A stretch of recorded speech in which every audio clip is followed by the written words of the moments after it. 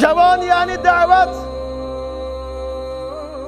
جوان یعنی دعوتگر، جوان یعنی مبلغ، جوان یعنی مهاجر، جوان یعنی دیندار، جوان یعنی فکر عالمی و جهانی برای اصلاح امت، جوان یعنی شهادت،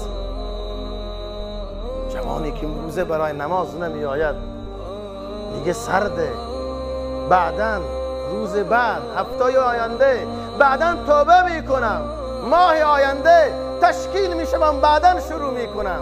چه افرادی امروز و فردا کردن، بعدن گفتن، اما امروزه در آغوش خاک خفته. اما جوانی در مدینه منوره شب اول عروسیش به نام حنظله است، صبح اعلام جهاد شده، آماده می شود، اما به شهادت می رسد. لقب غسیل الملائکه، غسیل الملائکه، این لقب زیبا را از زبان محمد رسول الله صلی الله علیه و سلم، این تاییدیه را پیامبر اکرم صلی الله علیه و سلم میدهد. کسی که فرشتگان او را غسل تکریمی و تشریفی دارد.